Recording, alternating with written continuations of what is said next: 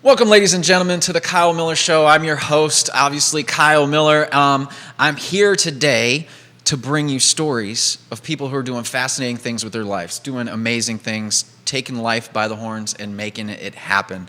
And that's what I want to bring you all to the show. I want to bring you people that may inspire you to do something different with your life, may inspire you to go out and make that change that you're looking for.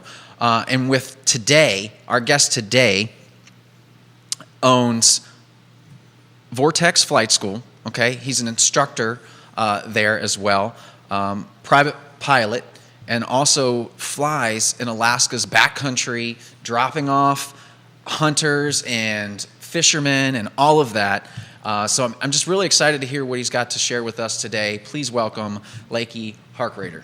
Yeah, thanks so much for having me, Kyle. I'm super excited to be here, and I've been looking forward to this for a while. So, man, I'm excited, and I have to let everybody know, guys. I have been working on my private pilot's license, and I've taken a little bit of a hiatus. I've had a ton of things going on in my life right now. I am like literally 2 hours away from my private pilot's license. So I've been working with Lakey a lot. I've gone up in the air with him. He's taught me. He's trained me. He's taught me a lot about flying. So I wanted to bring him on here today because his story's kind of cool. He's got a lot of things going on in his life. He's a young dude making it happen, and I just thought it would be pretty cool to share this story. Lakey, Randolph-Macon College. Did you always want to be a pilot? No, that's a good question. I actually, I didn't. It wasn't something growing up that I really thought all that much about. I think it wasn't something I really thought all that hard about because it wasn't. No one in my family. I've got one. My mom's cousin is a private pilot.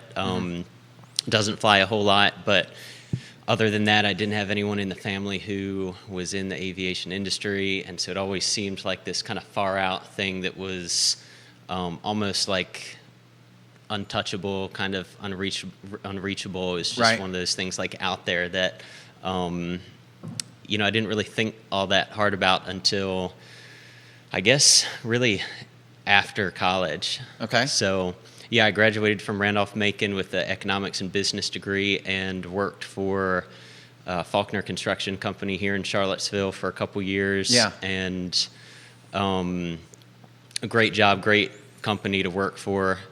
But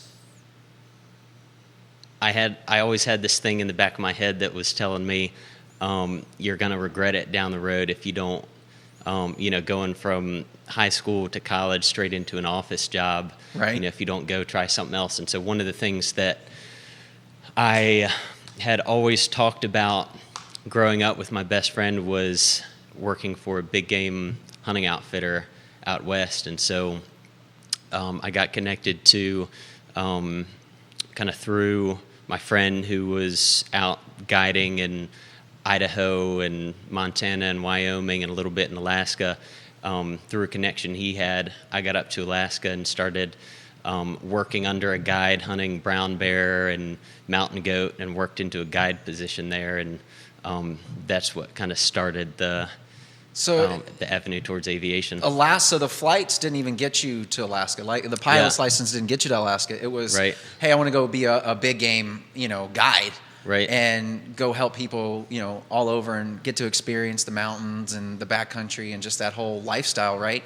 Yeah. And now you're sitting there going, well, like how does the flight come in? Yeah. Because that's an adventure on itself, right? Yeah. So you must be back there and you're packing things out and like a plane lands and you're like, well, how's that guy get that? How's he do that? Yeah. There's everybody and their brother has a pilot license in Alaska, it seems like, and so I got to fly in a lot of bush planes, with the big Tundra tires, Super Cubs, and Beavers on floats, and they're small planes. So you get to talk to the pilots and get to know the pilots, and right. And guiding's a seasonal job, and so I started, I guess, throughout that whole time period, I was thinking, what do I want to do long term that aligns with career goals and the lifestyle I want to see, because guiding, seasonal jobs are very, it's a different lifestyle. It's, you don't do it for, it's just a completely different lifestyle. So you've got to want to live that lifestyle. And, for a while it's great.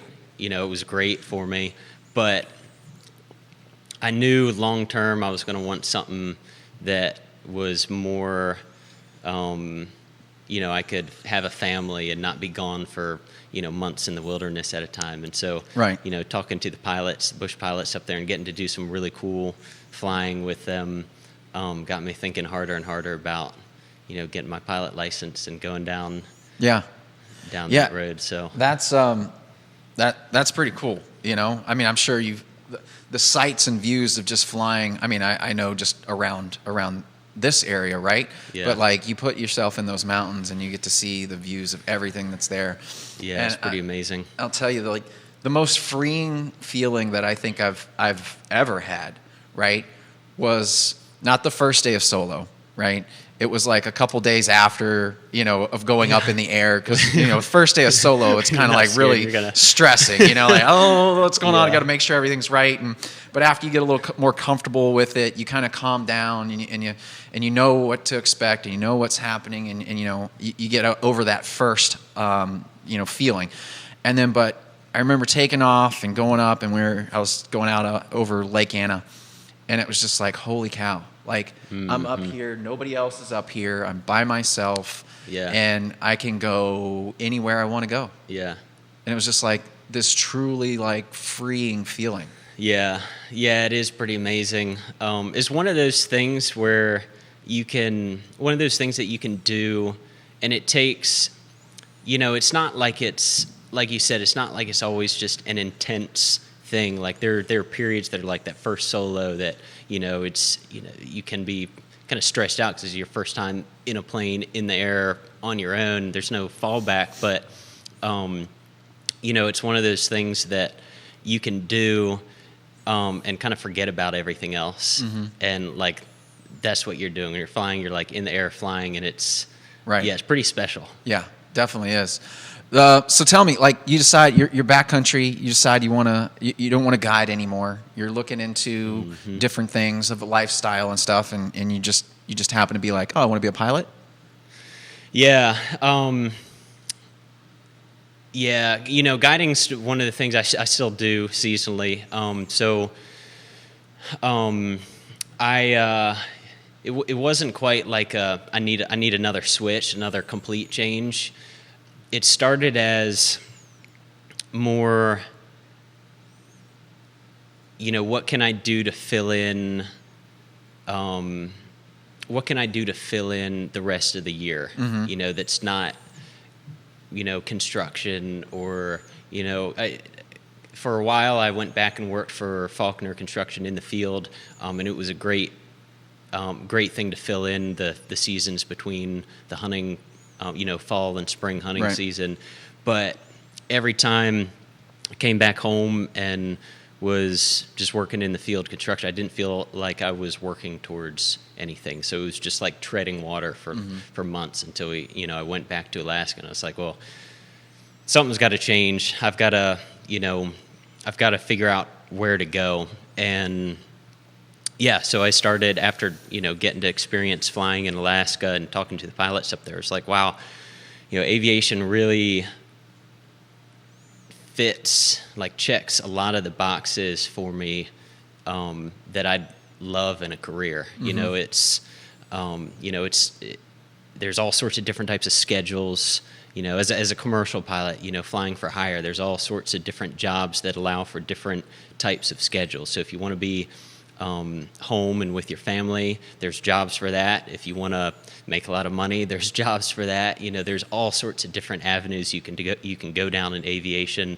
If I wanted to move to Alaska, there's amazing flying jobs up there. I mean, that's like the pinnacle.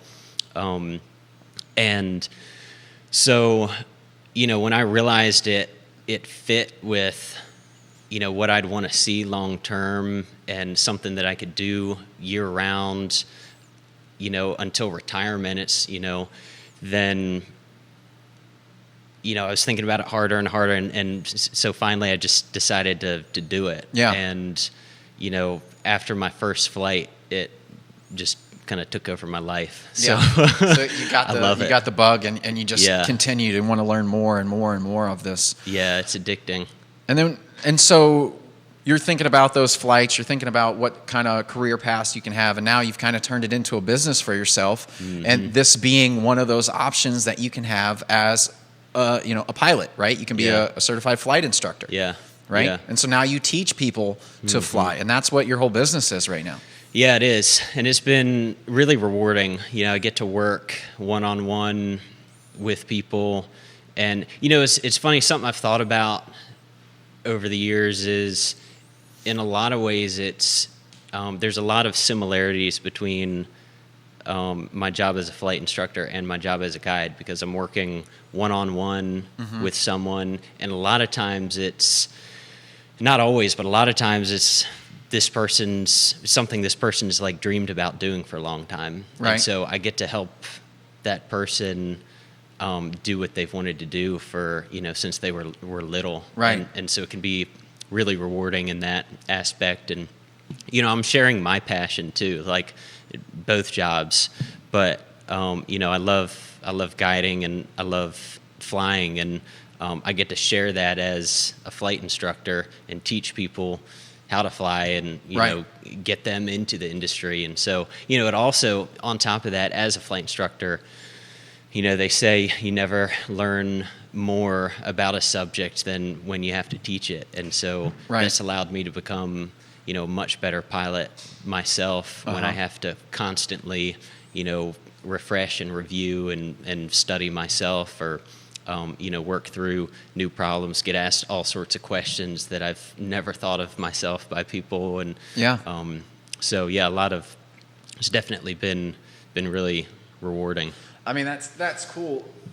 When you say, this has been kind of like a lifelong dream for some of the people that are trying to come in and get their pilot's license, but you just talked about all these different careers. What do you think that there is that most of the public doesn't know about becoming a pilot? Because I know in school when I was there, I was never told, hey, you can be a pilot. Like, that was not part of the curriculum that you could, like, hey, you go to college. It was more like, go to college, you can be a doctor, you can be this, you can be that. It was never like, be a pilot.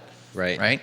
So, like, what is it that somebody would have to go through, or what's the steps in order for that to happen? And do you have to have like special certifications before you get a pilot's license? Yeah, it's a really good question, because same with me growing up.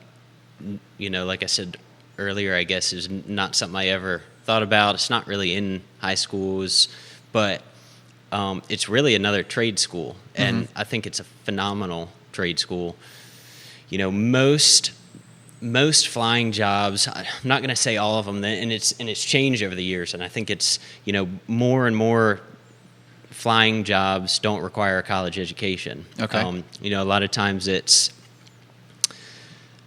a bonus, a plus, like looks good on the resume for sure, and is always a good fallback, but at the end of the day, you don't have to go to college to be a commercial pilot, even at the airline level, which is, the top really in the industry.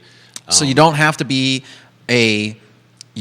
have a degree to be a commercial airliner, like to work for American Airlines. Yeah, there might be some. I haven't researched each one hard, but I know it's dropped off. Where there's definitely some. So this is a career path that some kids could get into if they don't really like anything else. Yeah, and it's looking at the cost between going to college versus going through private instrument commercial ratings to where you can fly for hire. Right. It's it looks expensive to fly, and it's not cheap for sure, but you take 4 years of college and put it next to getting your commercial pilot license, and it's a fraction of what college costs. So it's a phenomenal trade school really, and can make for a amazing career. Now for the people that don't know, like what could those type of pilots make? Like if somebody's listening to this going, man, I was really wanting a different career path. I don't really like what I'm doing.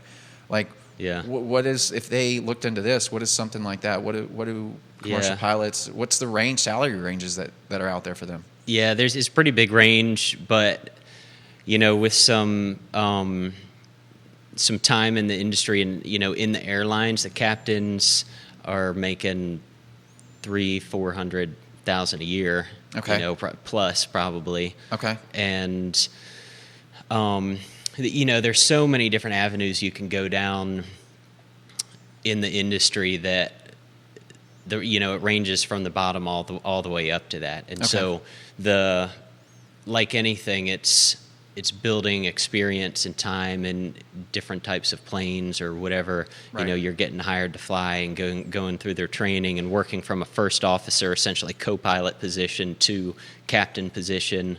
That's like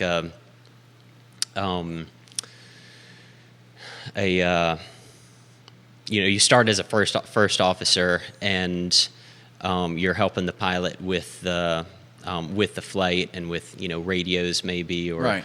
And then you move once you learn the plane and learn that particular skill set to fly that plane, and doing the type of flying that they're doing. Then you move into a captain position, and depending on your prior experience and the particular company you're working for, right. that'll when you move from first officer to captain will like the time frame will change. But there's so many different avenues you can go down that there's, if you enjoy flying, there's something for everyone.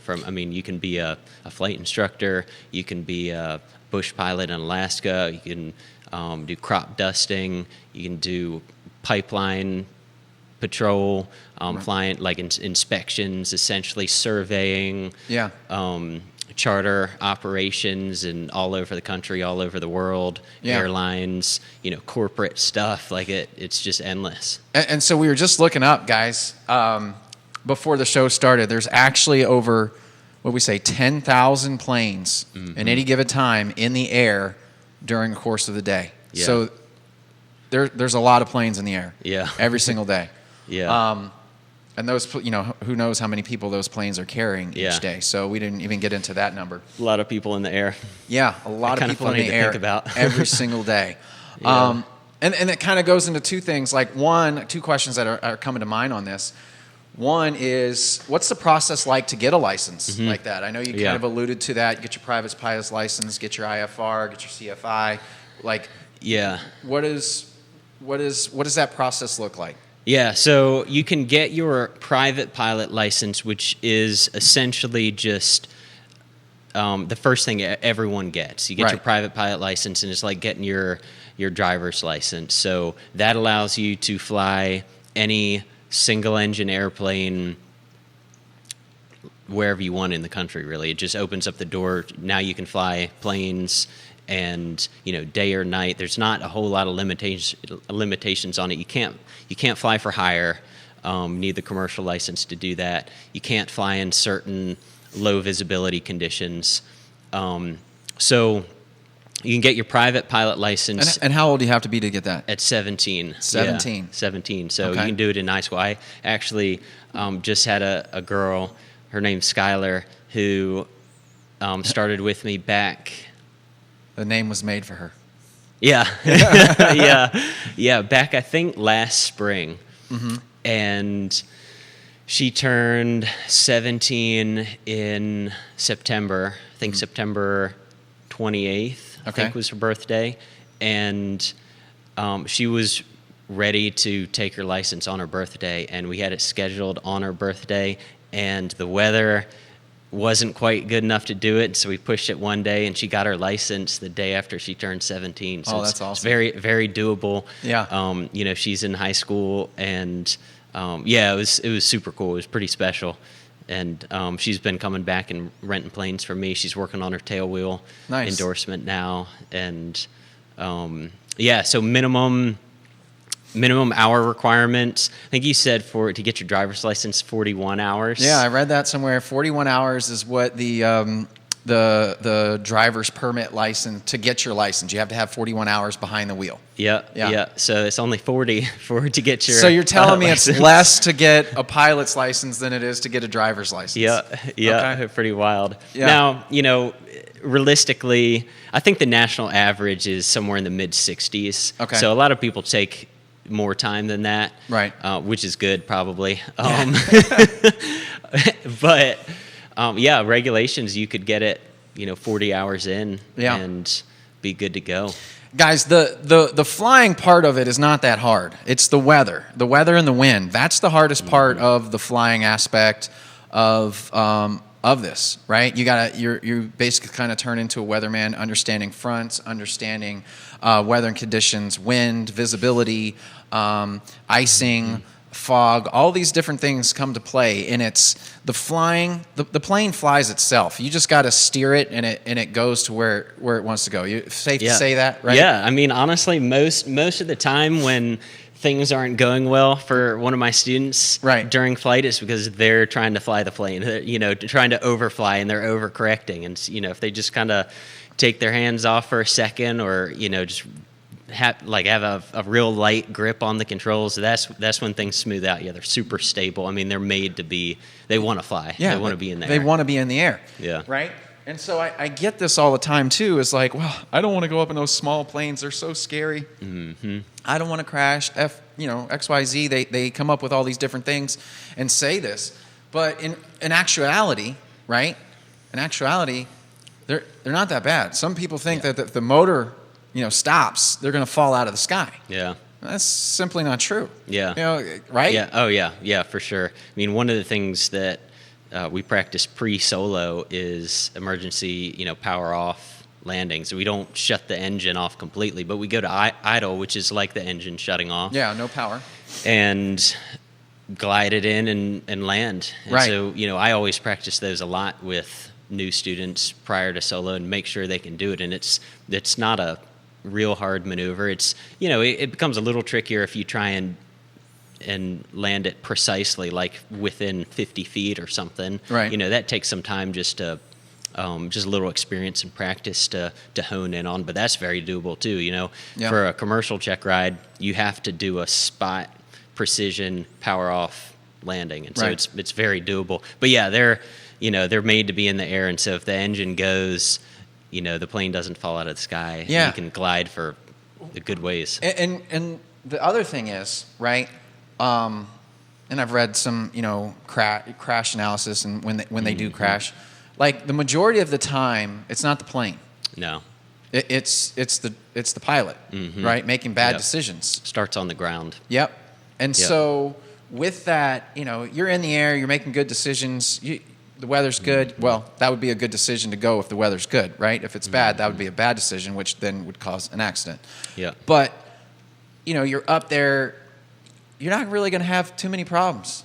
Yeah. And, I tell people that pilots train for the 0.5% time that it goes wrong. That things go wrong. And that's what we train for. And that's what all the training is really geared towards. But it's a real small fraction of the time if you didn't plan well, the better. And that's a big part of the training, is how to plan to ahead of time to keep things from going wrong. And if you're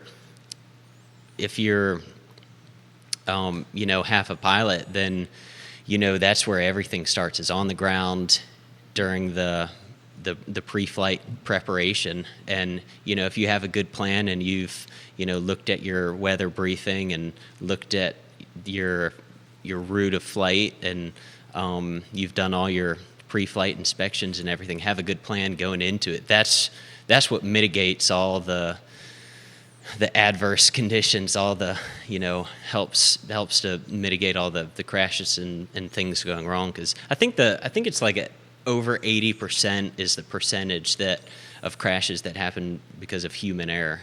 People making poor decisions, essentially, or not being proficient when they go up to fly. Right.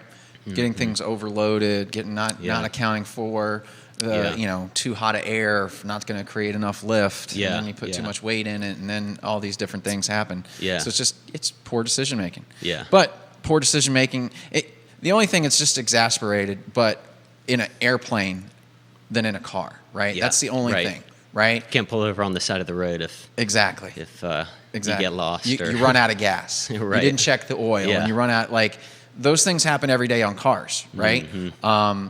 Things happen. There's more car crashes every day than there are plane crashes. Mm-hmm. But things do happen, and that's the thing. Just be prepared for when they do, right? Yep. Yep. That's all we can do. Things are always going to happen, in everyday life, something's going to happen. Just be prepared. Yep. Yeah. That's I love it. That's what we train for, just in everything, right? In football and in sports, we always train for what if this little thing right here happens. What are we going to do?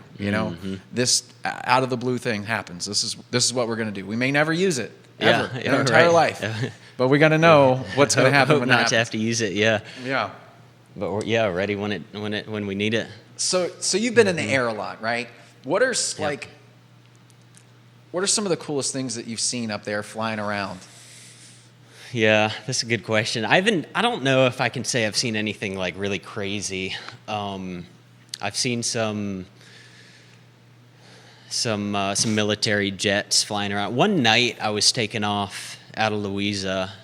It wasn't all that long ago, and I saw these two lights just kind of blazing by, and they were low too, just south of the airport, and I was like, what in the world is that? And they were moving. I mean, they were going really fast. And I looked at four flights. I can see the other traffic in the air, and nothing was showing up. And I was like, what in the world is going on? UFO? Yeah, well, that's kind of what, like, to the back of my head. I was like, no way. Louisa, here we go. Yeah. But I think it was some military guys training, and they were just like low altitude rolling by in formation flight. Two of them going by, so that was kind of cool. I've seen them during the day flying over military bases and whatnot. Yeah. So that's always really really cool to see. Marine 2 sometimes comes into Louisa, the helicopter for the president. Yeah. We see them periodically come in. A lot of Blackhawks, yeah. Yeah, that's true. A lot of Blackhawks come down into Louisa Airport and do some flybys, and they hover and do some drills and stuff out there. Yeah, they love training at Louisa. Nice, quiet airport to. Yeah. I think they fly out of Richmond. Yeah. And so they'll come up here to Louisa where it's quieter and less traffic. Do laps with us in the pattern. Yeah. No, that's pretty cool, guys. If you've never seen how big a Blackhawk is, just next and flying in the air, they're pretty maneuverable too. Yeah. They can get it. Yeah, they are cool. Cool talking to them on the radio too. Yeah.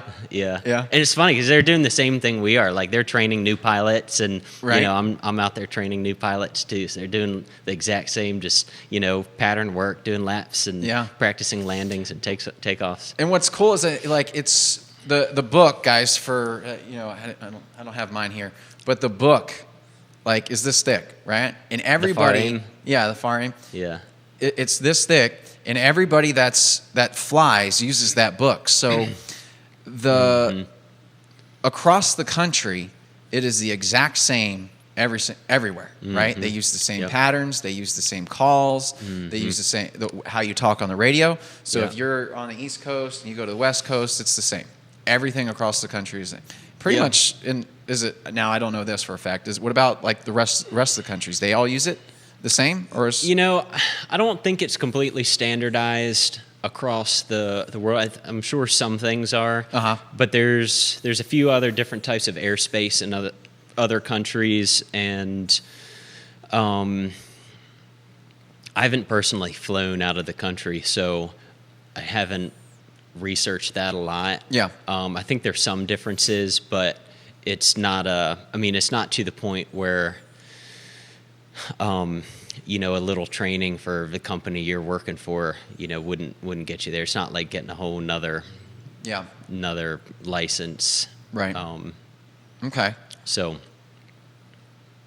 no, it's just exciting, man. It's cool to listen to. It's cool to kind of go up and fly. I know, I have just a couple hours left, and I've put it off, and I've got to do some different trainings and this and that, and it's I got to take the 2 tests, right? But we'll get there. We'll get it done. It's just part of the process and just the way the flow of everything's happened in life. But I'm excited to do that, because what I want to do and I want to buy a plane, right? I want to be able to throw the kids in there, and I want to take the family and travel down and go to these different places, so I can get out of the traffic. I can get out of the everyday hustle and bustle of the cars. Like, oh, we need to go down to North Carolina to see the in-laws or whatever. Like, jump in the plane. What typically is a 5-hour trip, 5 hour and 15 minutes turns into an hour and a half. Yeah. And like, so when you're in plane, it just opens up so much more opportunity, Also, the amount of airports that I realized that are out there when I first started in looking and getting into flying is there's so many out there. Yeah, there are. It's kind of ridiculous. Yeah, you can find an airport probably within, most places, 15, 20 minutes of wherever you want to go. Wherever you want to go. Yeah. That's exactly right. And so,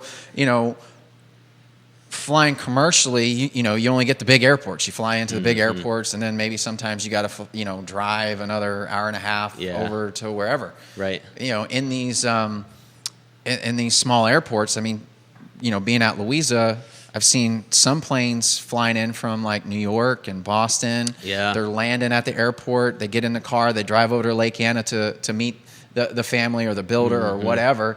Then they come back, jump on the plane, and fly back home. I mean, that's some people's lives. Like, and that's pretty cool. I want mine to be like that. Yeah. I want to fly in, do that stuff, and fly out. It's pretty awesome. Yeah. It opens up a lot of different possibilities being a pilot. It opens up just this freedom. Yeah, it does.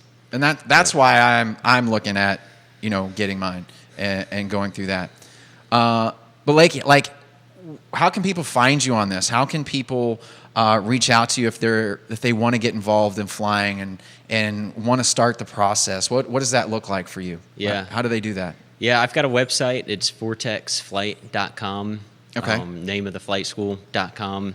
And my phone number's on it. It's I think my office number's on there, and I think I still have my cell phone number posted out there somewhere, maybe on Google. Okay. And I've got a Facebook page too, Vortex Flight School on Facebook and Instagram. And I try and keep up with those and post pictures of students soloing and cool like pictures over the snow that we just got recently. I posted some. And, nice. So through any of those, give me a call or text, email too. I'm most reachable through like text or leave a voice because you're note out or something. You're flying with I'm some in the people air sometimes. a lot. Yeah. So if you just give him a text, his number's on there. Yeah. As far as time frame, I know you said about 60 hours. Typically, what do you see as far as people coming in and getting their license? Are they doing what's the best route for somebody who's like, man, I really want to do this. Let me get my license. Yeah.